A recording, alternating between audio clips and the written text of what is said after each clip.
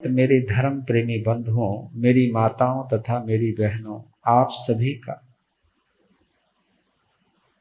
प्रातः काल की इस धर्म सभा में तथा दिव्य कथा महावीर कथा में हार्दिक हार्दिक स्वागत करता हूँ। आप सभी के उज्जवल भविष्य की मंगल कामना करता हूँ।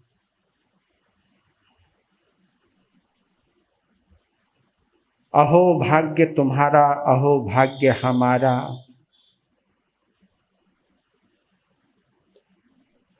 उन शब्दों को सुनने को मौका मिल रहा है जिन शब्दों में हमारे परम पिता परमात्मा महावीर समाये हुए हैं।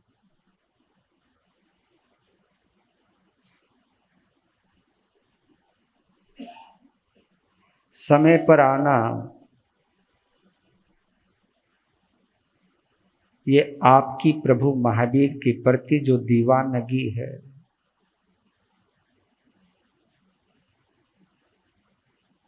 अपने आराध्य के प्रति जो आपकी भक्ति है, सबसे पहले उसको मैं हृदय से अनुमोदना देता हूँ।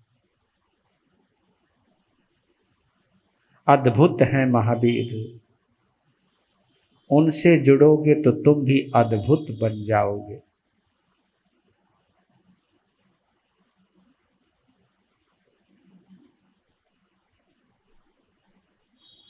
आपके हृदय में कौन रहता है, यह महत्वपूर्ण है। आपकी सोच में कौन रहता है, यह महत्वपूर्ण है। जो रहता है वो बनते चले जाते हो।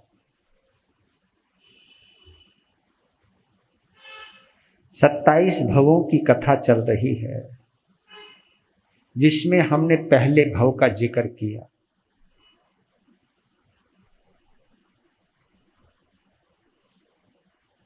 नए सार के भव की एक और खासियत है, जिस खासियत ने उनको मनुष्य से उठाकर के सौधर्म कल्प देवलोक तक पहुंचाया।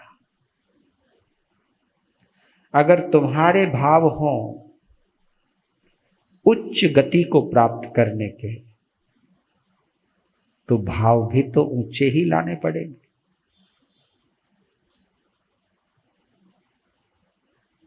अगर भाव नीचे हैं तो इसका मतलब हम नीचे जाएंगे।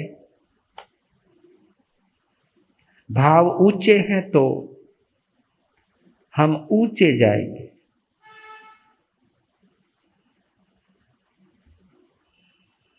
तो आपने देखा होगा, नए सार की कहानी आपने सुनी है, उसमें एक और सार निकल रहा है। कोई बता सकता है? नए सार के जीवन में जो इतना बड़ा परिवर्तन आया,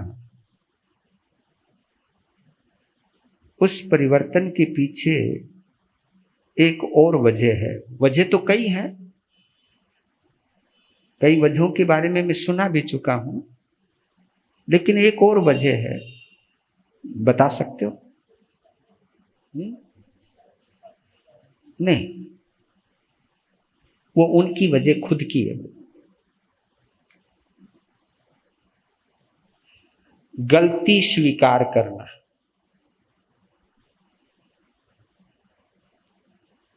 गलती स्वीकार करने का मतलब जानते हो? अहंकार को तिरोहित करना, अहंकार को खत्म करना, अहंकार से दूर होना।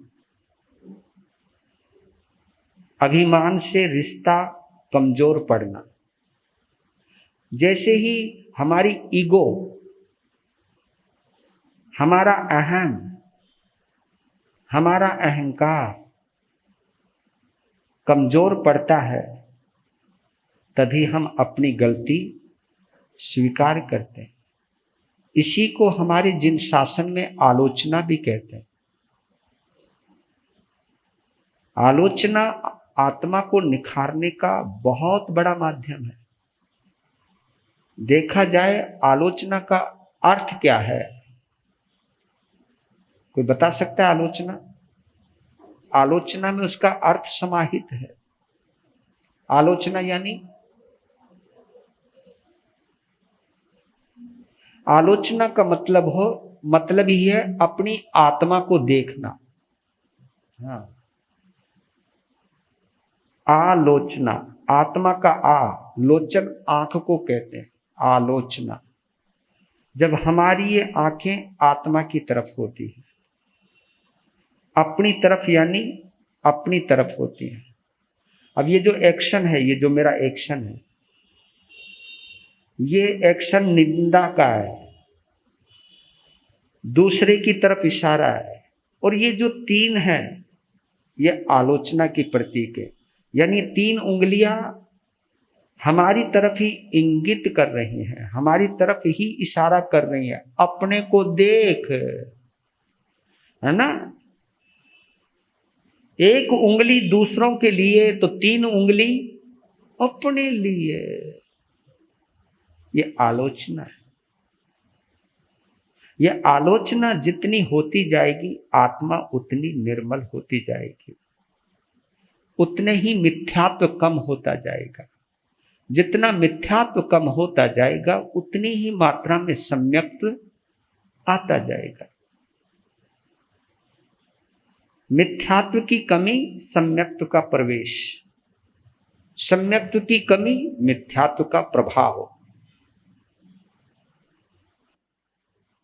हजरत मोहम्मद साहब के वाक्यान से मुझे बड़ा प्रिय लगा। वो कहते कि खता कबूल कीजिए, खिदमत शुरू कीजिए। क्या बोला? खता कबूल कीजिए, खिदमत शुरू कीजिए। क्योंकि खता को कबूल किए बिना खिदमत कभी शुरू होती ही नहीं।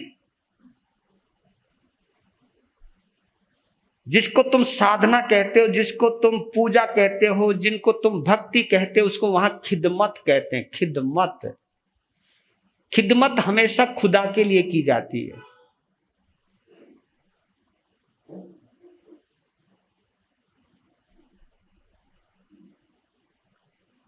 और खुदा का प्रवेश हमारे जीवन में तब होता जब खुदी मिट जाती है। खुदी, खुदी समझते होंगे ना? खुदी अहंकार को कहते हैं। खुदी और खुदा में यही अंतर है। खुदी रहेगी, खुदा दूर रहेगा। खुदी मिटेगी, खुदा आ जाएगा।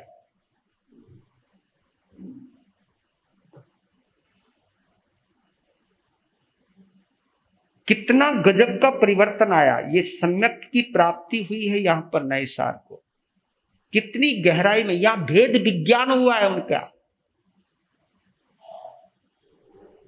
इसलिए मैं कहता हूं कि कई आत्म ध्यान साधक और साधिकाएं ध्यान अवश्य करती हैं, आचार्य भगवान से भी जुड़ी हुई हैं। मतलब कई लोग आजकल ध्यान करते हैं, आचार्य भगवान का ध्यान हो, कहीं पे भी ध्यान हो, लेकिन ध्यान का मतलब है ध्यान देना।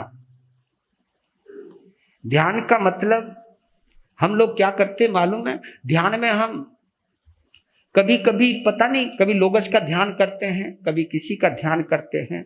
मैं ये कहता हूं कि लोगस का ध्यान बाद में कर लेना, पहले अपनी कमियों का ध्यान कर लो, अपनी गलतियों का ध्यान कर लो। ध्यान करने का मतलब गलतियों पर ध्यान दे दो। जब भी आप ध्यान कक्ष से बाहर जाओ ना, तो कुछ बदल करके जाया करो। घर में भी जिक्र हो आपका कि आज है ना ध्यान कक्ष से आए हैं। हाँ, देखो कितना प्रेम बरस रहा है, आंखों में कितना वात्सल्य है, कितनी मैत्री है। जबान तो मिश्री हो गई। ओए होए, चेक किया करो जी। ध्यान से जाकर के घर में ये नहीं, ए क्या कर रखा तुमने ये? हाँ, तुम्हें संभालना नहीं आता क्या? तुम्हें पता नहीं मैं ध्यान करके आई हूं। ओए होए, जरा सोचो तो सही, अगर तुम वहां पिल गए तुम बड़े हो, तुम्हें कुछ नहीं कहेंगे, लेकिन अंदर से एक बात कहेंगे, इससे अच्छा ध्यान ना जाती तो अच्छा रहता। हाँ, जरा वो जब कुछ फीलिंग अंदर की भी आवाज सुन लिया करो। परमात्मा की आवाज तो बाद में सुनाई देगी, पहले किसी के अंदर क्या सवाल उठ रहे हैं, उन सवालों को सुनने की कला जागी। ये आत्म ध्यान साधना है।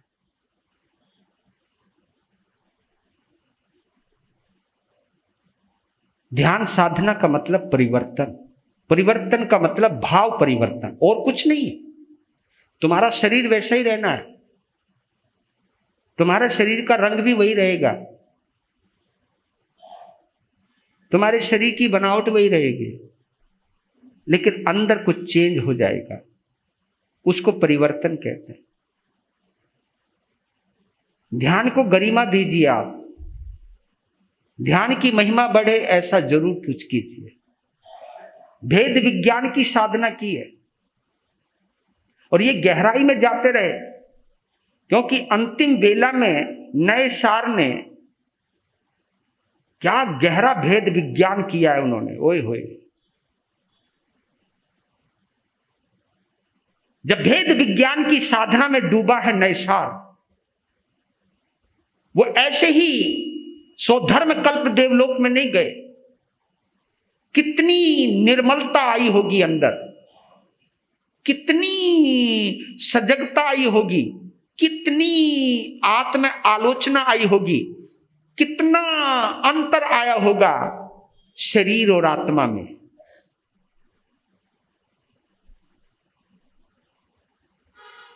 और मृत्यु काल के वक्त अगर किसी को भेद विज्ञान आ जाए ना,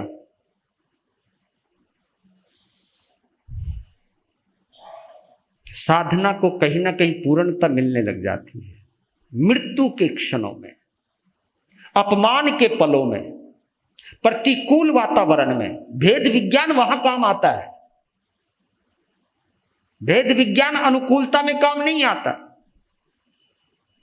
पर लेकिन अनुकूलता हो तो उसका अभ्यास कीजिए, और जब परीक्षा काल आए तो उसके अंदर परीक्षा में उत्तीर्ण हो जाइए। और जीवन में परीक्षा काल अवश्य आता है। आपने जो सीखा है, जो अनुभव किया है, जो किया है, जो कर रहे हो, उसका परीक्षा काल जरूर आएगा, एग्जामिनेशन आवर जरूर आएगा, और हमें उसके अंदर पास होना है, फेल नहीं।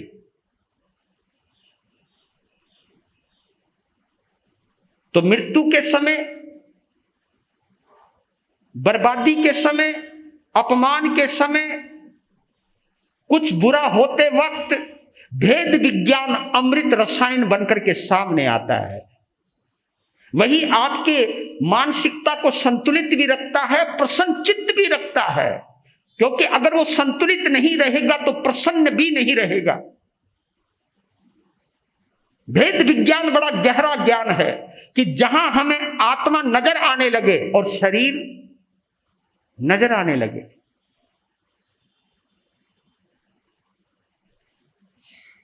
शरीर के ऊपर भी आप प्रैक्टिकल कर सकते हो। आप जो कपड़े पहनते हो ये समझ लो शरीर है ना? जो भी कपड़े पहनते हो ये शरीर है, आपका शरीर आत्मा है, ये समझ लो पहले, क्योंकि पहले उसको समझ लो जो बाहर है।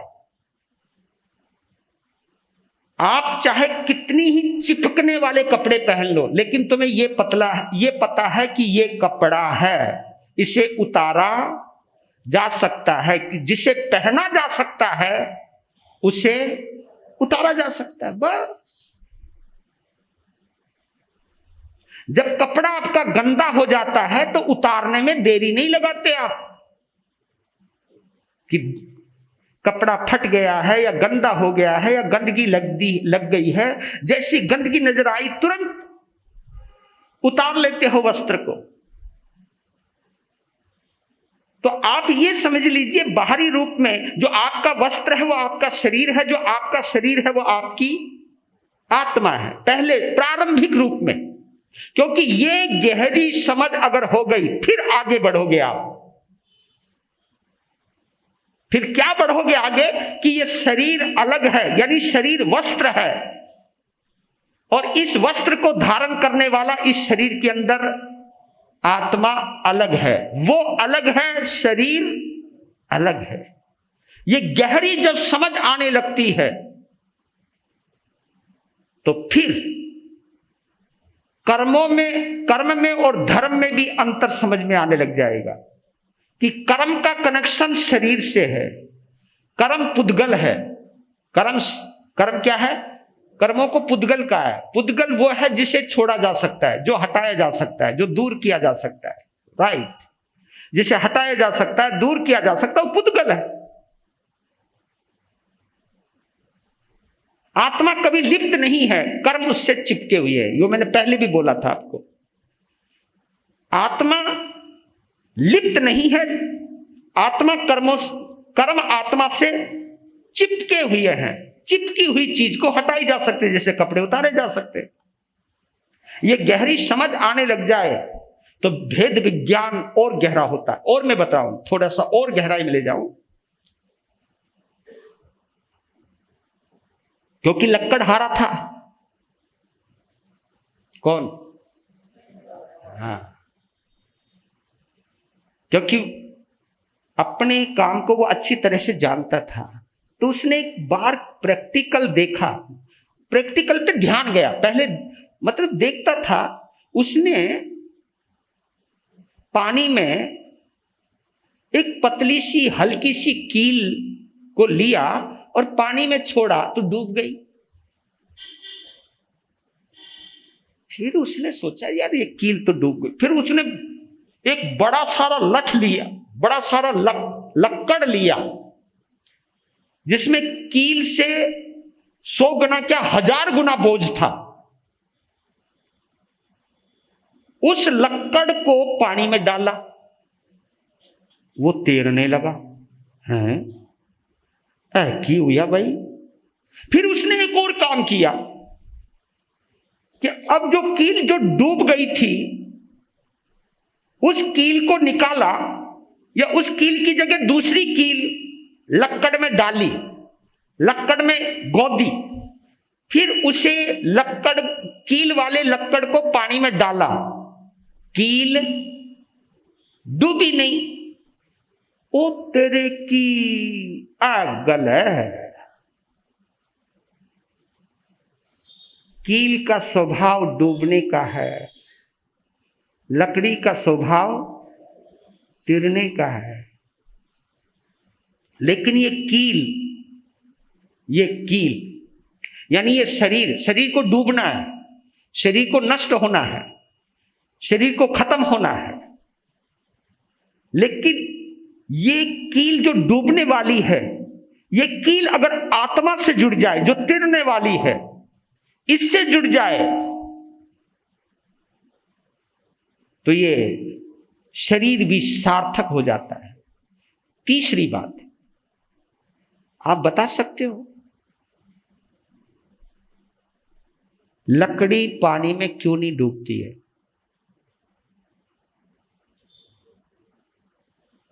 यह भी तो एक विचारणीय प्रश्न।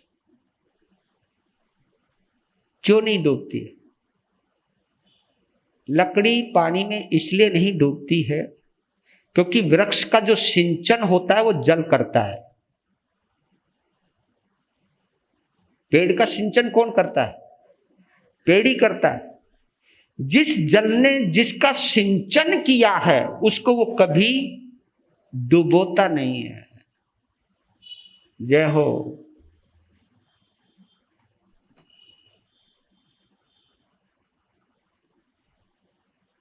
कभी सोचा आप लोगों ने? आश्चर्य की बात बता रहा हूं।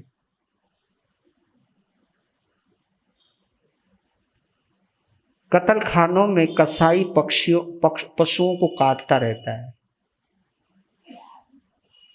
उनके ऊपर मुझे इतना दर्द नहीं आता, क्योंकि पशु अलग है, कसाई अलग है। लेकिन आश्चर्य कब होता है कि जब हमारा घर ही कसाई खाना बन जाता है। घर का मतलब जानते हो? हमारा शरीर ही कसाई बन जाता है। ये आश्चर्य है कि एक मां को ये पता लग जाए कि मेरे पेट में लड़की है तो उसको मरवा देती है, एक मां मरवा देती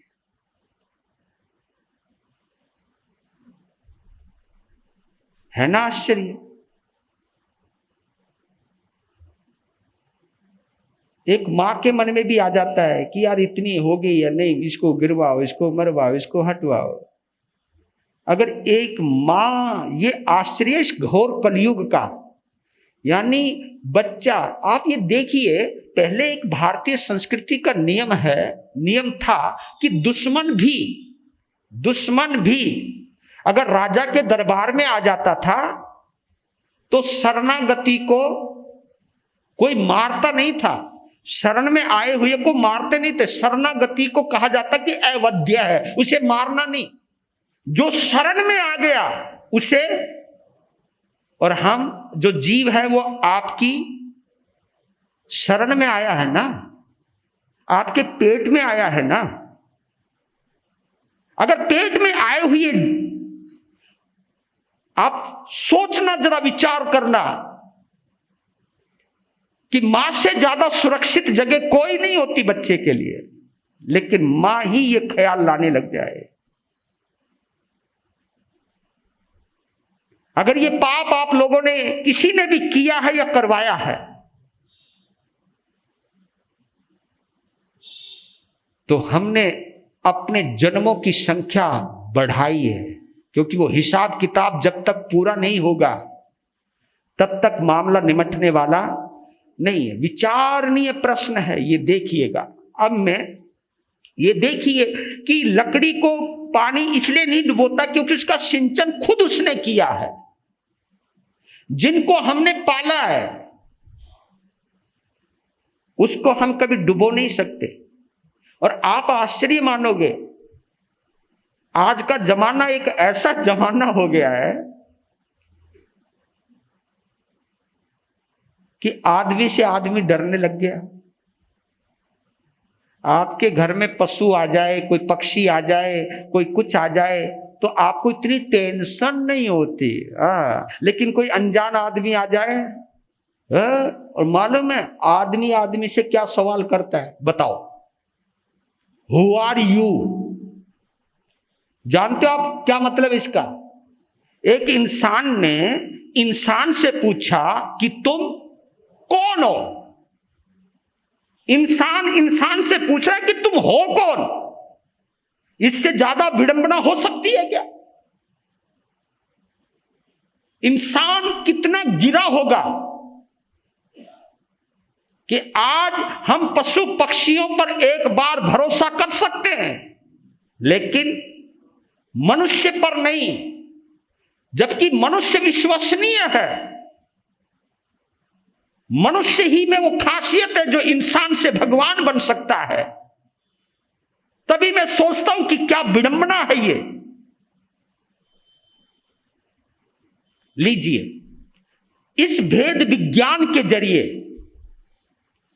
खता कबूल करता गया, हृदय निर्मल करता गया, भाव निर्मल होते गए और नए सार शुद्ध धर्म कल्प देवलोक में पहुंच गया। इसलिए मैं जरूर कहता हूं, आप समाई कितने करते हो ये महत्वपूर्ण नहीं है, आप तपस्या कितनी करते हो ये भी महत्वपूर्ण नहीं है, आपने कितना स्वाध्याय किया है ये भी महत्वपूर्ण नहीं है, आपने ध्यान कितना किया है ये भी महत्वपूर्ण नहीं है। आप महत्वपूर्ण यह है कि आपकी संवेदना कितनी प्रकट हुई है। संवेदना जानते हो आप? संवेदना, किसी को महसूस करने की कला, संवेदना, किसी के दर्द को महसूस करना, किसी की खुशी को महसूस करना, ये कला केवल कौन सिखाता है? ये धर्म सिखाता है। ये करुणा और मैत्री का भाव सिखाता है। भाव जितनी विनम्रता आती जाएगी आप उतने ही संवेदनशील होते जाओगे। कमाल की बात कह रहा हूं, अगर पल्ले पड़ जाए तो आपके अंदर जितनी विनम्रता। ये महामंत्र नवकार जैन शासन में इसलिए महामंत्र माना गया, 14 पूर्वों का सार माना गया इसको।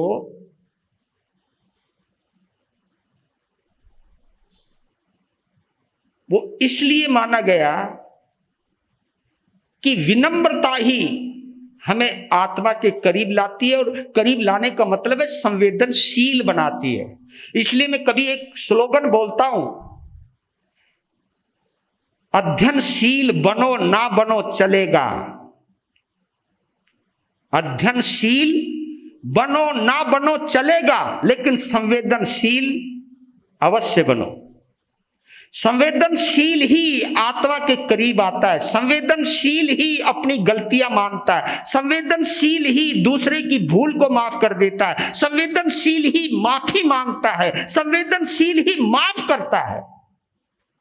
अहंकार कभी माफी नहीं मांगने देगा, क्रोध कभी माफी नहीं मांगने देगा। और हमारे यहां बताऊं आप लोगों को कि कसायों को जीतने का एक ही उपक्रम बताया, वे क्रोध की जगह क्षमा ला दो। बस क्षमा लाओगे तो क्रोध अपने आप चला जाएगा। मान की जगह विनय ला दो, विनय आ गई तो मान अपने आप चला जाएगा। जहां सरलता आ गई तो छल कपट, बताओ छल कपट को भगाना पड़ता है क्या? बस सरलता आई, छल कपट खत्म। और जहां संतोष आया वहां लोभ खत्म। ये आप जरूर चेक किया करो प्लीज। इस महावीर की कथा को सुनने का एक ही मकसद रखना कि मैंने अपने को चेक करना है, विनम्रता लानी है, अपनी संवेदनशीलता को बढ़ाना है, अपनी मैत्री भाव को बढ़ाना है। लीजिए, आज नया जन्म है तो गीत गा लेते हैं। देवाधिदेव मेरे चरण काटो 84 फेरे, मुक्ति के दाता महावीर जे ओ मेरे, मुक्ति के दाता महावीर जी। 27 भवों की है ये कहानी, सुन लो दिल लगाकर। मीठी वाणी बुद्धि पवित्र, देह को नाव बनाकर, महावीर सभी के सहारे, अंतर मन में है पधारे। की गुण गावा तेरे, मुक्ति के दाता महावीर जी ओ मेरे, मुक्ति के दाता महावीर जी। सम्यक दृष्टि आत्म दृष्टि बन आत्मा को देखा, सम्यक दृष्टि आत्म दृष्टि बन आत्मा को देखा। नए सार के भव में शुरू हुई महावीर जीवन रेखा, नए सार के भव में शुरू हुई महावीर जीवन रेखा। आहार बहराने वाले, विहार करवाने वाले, देव गति में जानने वाले, की गुण गावा तेरे, मुक्ति के दाता महावीर जी ओ मेरे, मुक्ति के दाता महावीर जी। तीसरे भव में वीर प्रभु जी मरीचि बनकर आए, तीसरे भव में वीर प्रभु जी मरीचि बनकर आए। आदि प्रभु की शरण मिली और पिता भरत कहलाए, आदि प्रभु की शरण मिली और पिता भरत कहलाए। दीक्षा के भाव जगे रे, दीक्षा के भाव जगे रे, आगे को कदम बढ़े रे, दीक्षा के भाव जगे रे, आगे को कदम बढ़े रे। की गुण गावा तेरे, मुक्ति के दाता महावीर जी ओ मेरे, मुक्ति के दाता महावीर जी। देवाधिदेव मेरे चरण पड़ू में तेरे, काटो 84 फेरे, मुक्ति के दाता वीर जी ओ मेरे मुक्ति के दाता महावीर जी। बोलिए शासनपति भगवान महावीर स्वामी की। नमन कीजिए माता मरु देवी के परिवार को, नाभि राया कुलकर के परिवार को। अद्भुत परिवार, अद्भुत करिश्माई,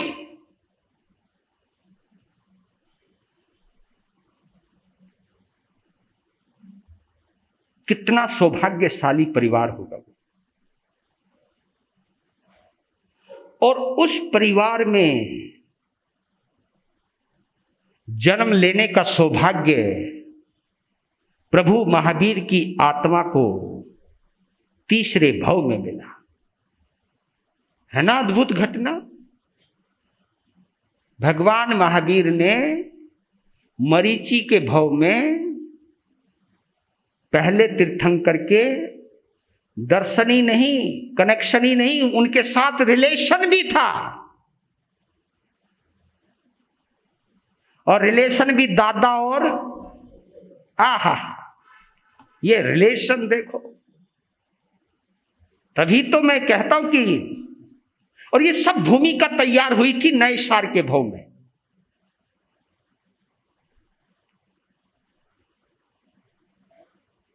क्या गजब है, वाह। और नाम उनका मरीचि रखा, मरीचि। मरीचि सूर्य की किरण को कहते हैं। बेहद खूबसूरत थे। अब हम क्या बताएं तुम्हें, कितने खूबसूरत थे। खूबसूरती का जो भी पैमाना होता है वो पैमाना हमारी नजर में नहीं है, क्योंकि हम कितनी कल्पना कर लेंगे खूबसूरती की, कितनी कर लेंगे। और उतनी ही करेंगे ना जितनी हमारी कल्पना जहां तक जाएगी। और कोई खूबसूरत चेहरा देखा होगा, उससे मिलान करते चले जाओ, हाँ यार ऐसा होगा, ऐसा होगा। बेहद खूबसूरत थे मरीचि।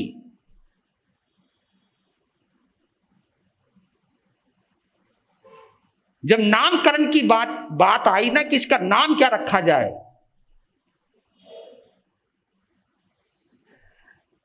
तो भरत चक्रवर्ती ने मरीचि को उछाला। आंखें बंद गई बंदे की, जबकि भरत चक्रवर्ती बेहद खूबसूरत है। क्योंकि चक्रवर्ती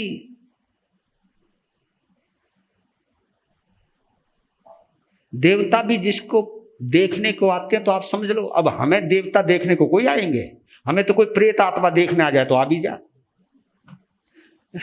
देवता कौन आएगा हमारे पास? कोई ब्रह्मांड मंत्र देवता जरूर आ सकता है, जिनका मुंह ही बंदर जैसा है। उनके लिए हम तो सुंदर हो सकते हैं।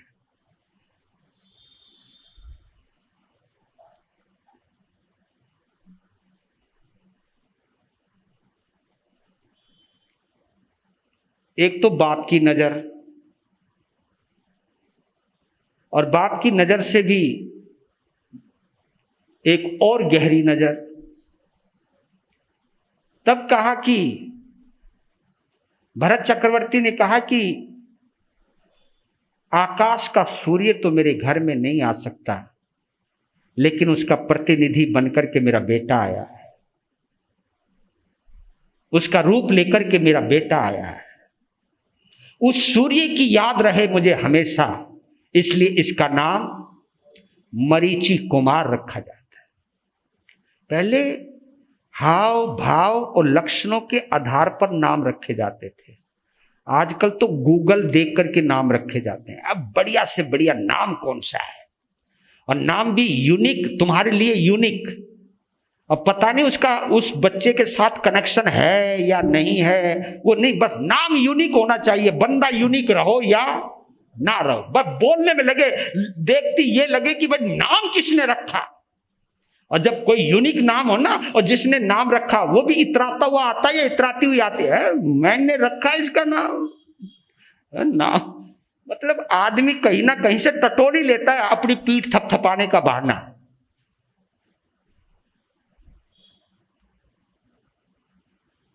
आप देखिए क्या चमत्कार है, आप अचरज मानोगे ना मरीचि कुमारी की पुनवानी को।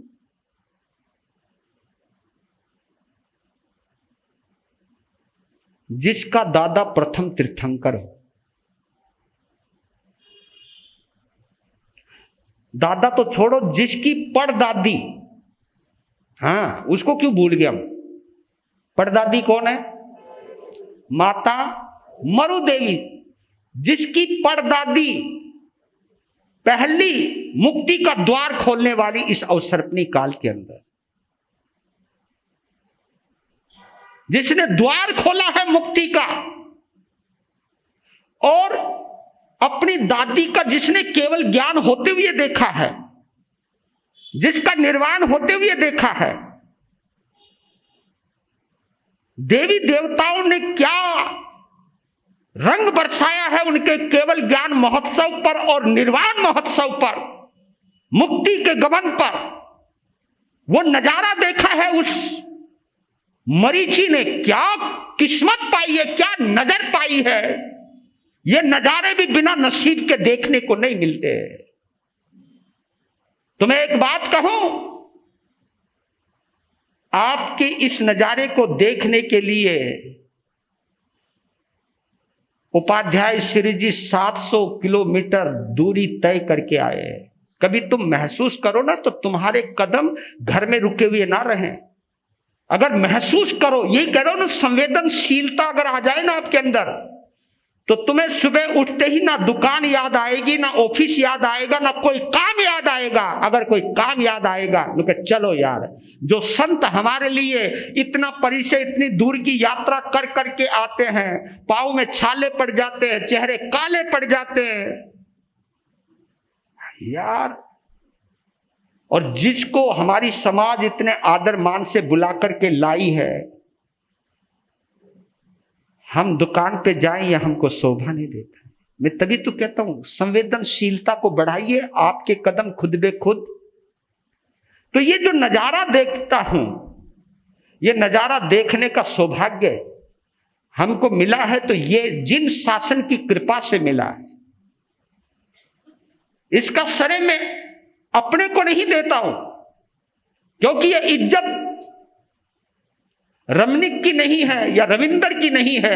इनके आगे जो एक शब्द लगा हुआ है, मुनीषो शब्द लगा है, ये इसका सम्मान है। ये हमें समझना चाहिए, ये जिन शासन का सम्मान है, ये जिन शासन की शरण है। तो जितनी संवेदना बढ़ती जाएगी, जितना हम किसी चीज को महसूस करने लगते हैं, उतनी ही विनम्रता आती चली जाएगी। वाह, उतनी कृतज्ञता आती चली जाएगी। और मैं कहता हूं कृतज्ञता को जगाया करो हर जगह, हर जगह। जिसने सहारा दिया उसके प्रति भी कृतज्ञ रहो, और जिसने बुरा किया उसके प्रति भी कृतज्ञ रहो। ये जिन शासन सिखाता है।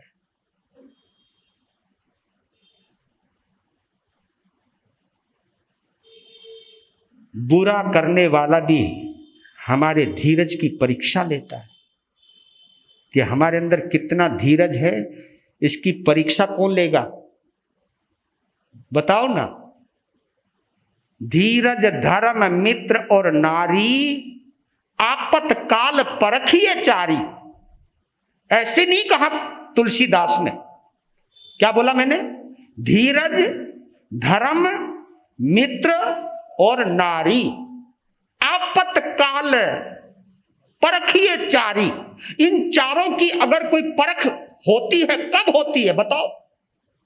मुसीबत के समय, आपत काल में, मुसीबत काल में।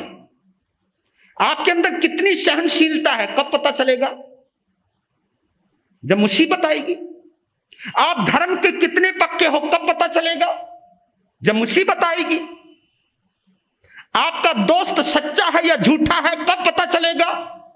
जब मुसीबत आएगी, आपकी नारी, आपकी मोहब्बत सच्ची है या झूठी है, इसका पता भी कब चलेगा?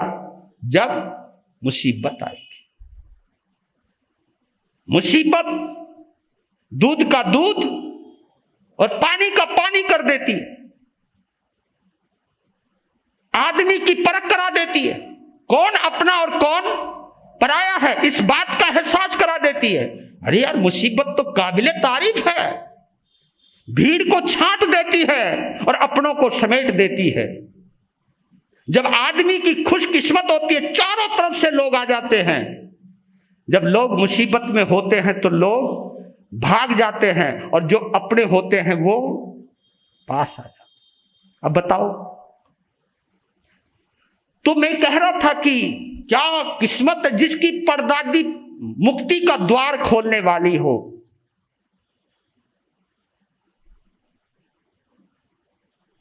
जिसके दादा पहले तीर्थंकर हो, है ना, और जिसके पिता पहले चक्रवर्ती हो, क्योंकि भरत चक्रवर्ती इस अवसर्पणी काल के पहले चक्रवर्ती है। जिसके पिता पहले चक्रवर्ती हो, जिसके दादा पहले तीर्थंकर हो, जिसकी परदादी पहली मुक्ति का द्वार खोलने वाली हो, और उस घराने में जिसका जन्म हुआ है, क्या किस्मत पाई होगी, क्या किस्मत की मेहरबानी रही होगी, क्या पुण्यवानी होगी। वाह मरीचि, पहले तो तेरे सौभाग्य को नमन करता हो।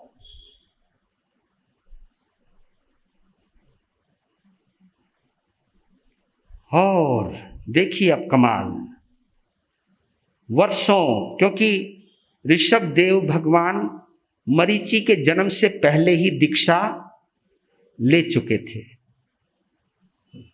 अब तुम्हें एक और रहस्य बताता हूं। ये रहस्य जिनके बारे में हम लोग समझ नहीं पाते हैं। माता मरु देवी को हाथी के ओहदे पर बैठकर केवल ज्ञान होना, हाथी का ओहदा यानी पंचेंद्री जीव की सवारी है।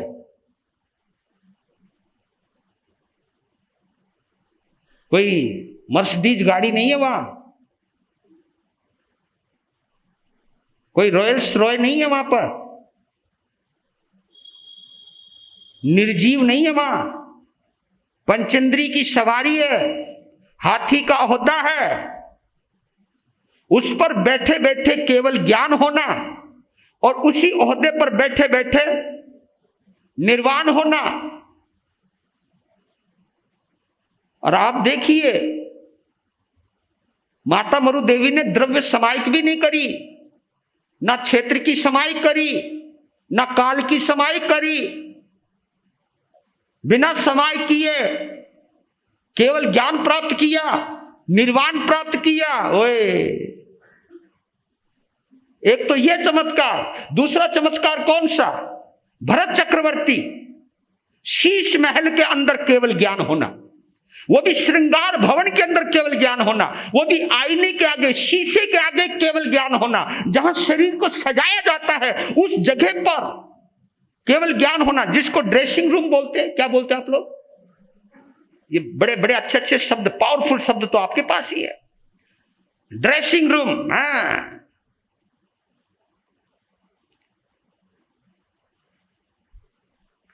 उसको तो ड्रेसिंग रूम में भी केवल ज्ञान हो गया, तुम्हें समायिक में भी कुछ नहीं हो रहा।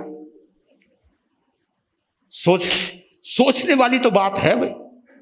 मतलब भरत चक्रवर्ती को शीश महल में केवल ज्ञान होना, माता मरु देवी को हाथी के ओहदे पर केवल ज्ञान और निर्वाण होना, अपने बेटे से पहले ही मुक्ति में जाना, पहले तीर्थंकर कहलाने का हक उनको मिला, पहले केवल ज्ञानी वो बने, लेकिन पहले मुक्ति में कौन गया? माता मरु देवी गई। मां पहले मुक्ति में गई और पुत्र बाद में। क्या वजह हो सकती? कभी सोचा आपने?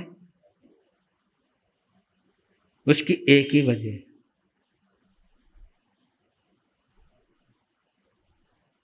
वर्षों बाद, अब ये दोनों विशेषताएं अब पता लग जाएगी। वर्षों बाद जब मरीचि भी जवान हो गया था।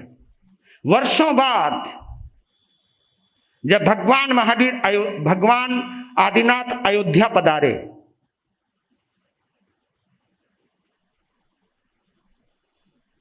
अब चेक करना अपने आप को। भरत चक्रवर्ती बैठे हुए हैं, एक सूचना आई सबसे पहले, बधाई हो बधाई हो महाराजा धीराज, बधाई हो, आपको पुत्र रतन की प्राप्ति हुई है। मरीचि का कोई दूसरा भाई पैदा हुआ होगा। आपको पुत्र रतन की प्राप्ति हुई है,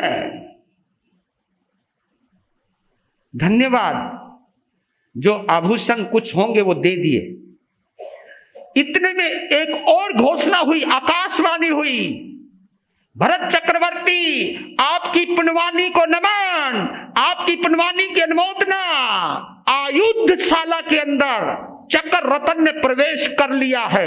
चक्र रतन मेन आयुधशाला के द्वार पर आ गया है, बस उसकी पूजा करनी बाकी है। और पूजा करते ही वो चक्र आयुधशाला उसको कहते हैं जहां हथियार रहते हैं, वहां एक विशिष्ट स्थान होता है जहां वो चक्र प्रवेश करता है। कौन सा चक्र? जो आपने देखा होगा, उसी से चक्रवर्ती बनता है वो। और जब तक उसकी पूजा नहीं हो जाती, चक्रवर्ती का पद नहीं मिलता।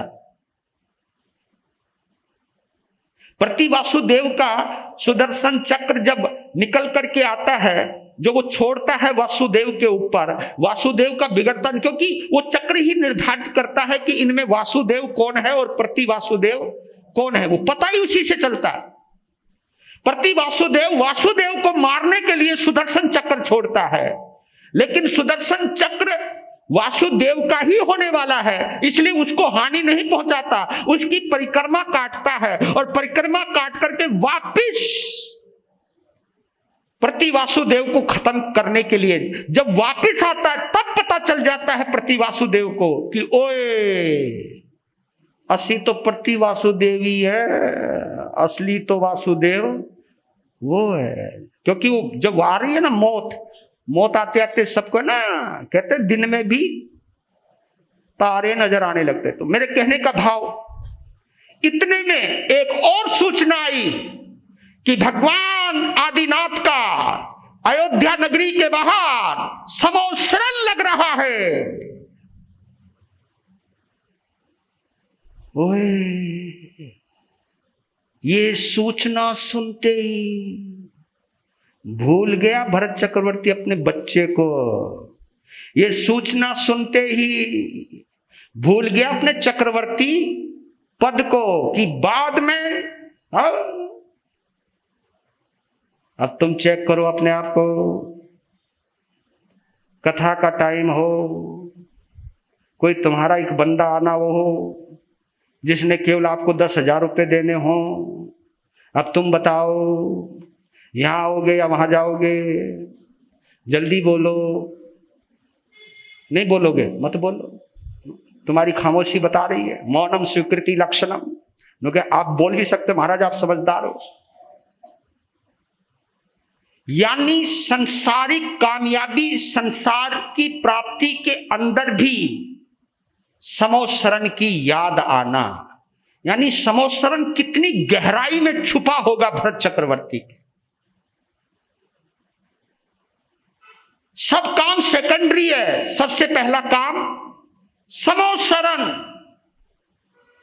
समोसरण का मतलब धर्म का सरना है, जहां आत्मा की अभिव्यक्ति होती है, जहां परमात्मा के दर्शन होते हैं, जहां परमात्मा जहां आत्मा के दर्शन कराता है, वो जगह जिसका नाम समोसरण। समोसरण का दूसरा मतलब एक और है, बता सकता कोई? समोसरण का मतलब एक और है। समोसरण का मतलब यह है कि जहां हर किसी को समान रूप से शरण मिले, जहां ये ना देखा जाए ये बहुत बड़ा पदवीधारी है, इसको आगे बैठाओ, ये गरीब है, इसको पीछे बैठाओ। नहीं। जहां ये नहीं कहा सेठ जी आगे आओ और जो पहले बैठा बेचारा गरीब आदमी समाइक लेके नु तू खड़ा हो जा, पीछे जा। अगर मैं ऐसे कहने लग जाऊं तो ये समोसरण नहीं हो सकता। तो समय आपका हो रहा है। ये विशेषता थी, और एक विशेषता थी माता मरुदेवी की। कल वो नजारा देखेंगे, उस नजारे को देख करके मरीचि पागल हो गया। पहले क्या सोच रहा था और उस नजारे को देखती क्या सोचने लगा है, वो सुनना है तो कल आना, ठीक है।